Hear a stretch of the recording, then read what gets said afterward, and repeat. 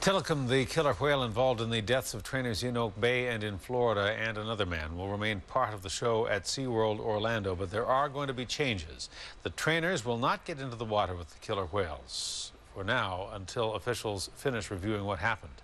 Tilikum dragged a veteran trainer into the water Wednesday, renewing the debate over whether these marine mammals should be kept to perform in captivity. A News reporter Eric Thompson has been following the story for us this week. He joins us now with the latest. Eric.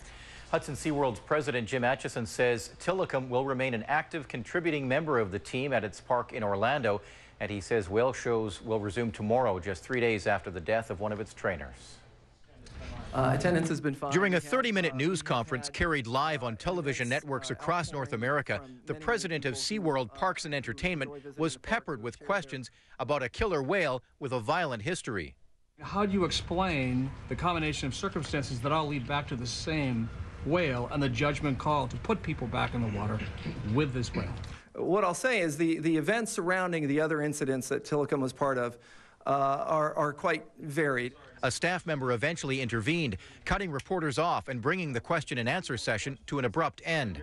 In 1 second, please. SeaWorld says its Shamu Believes show with killer whales will resume tomorrow after a whale killed its trainer at the Orlando park. But trainers won't get in the water with the whales for now, until officials finish reviewing what happened to trainer Dawn Brancheau. She was dragged into the water Wednesday by Tilikum, a 5,400-kilogram killer whale. A witness at SeaWorld Orlando took this home video just seconds before the deadly attack. It shows Brancheau lying next to Tilikum. The park had previously told reporters trainers were not supposed to be in the water with the whales, something SeaWorld's president wasn't prepared to discuss. What we are doing in the context of this investigation is looking at every piece of information we have. Reporters in Orlando asked the president of SeaWorld about the decision to bring Tilikum to Florida and allow trainers into the water with him, knowing he had been involved in the deaths of 2 other people, including a trainer here in Oak Bay in 1991. I will tell you those incidents and the nature of them had really nothing to do with this particular event. Whale expert Dr. Paul Spong questions whether killer whales should be kept in captivity.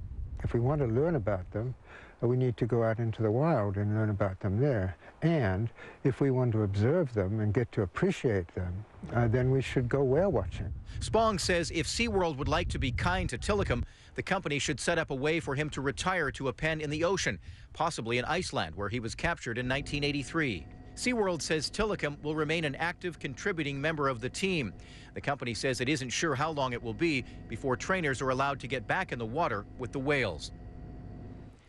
Hudson SeaWorld says it has a separate set of protocols for dealing with Tilikum due to his size. He is much larger than any of the other killer whales in its marine parks. SeaWorld has locations in Orlando, San Diego, and San Antonio. The first show in Orlando, where the trainer was killed, is set to begin tomorrow morning at 11 a.m. Eastern. All right, Eric Thompson reporting. Eric, thank you. You're welcome.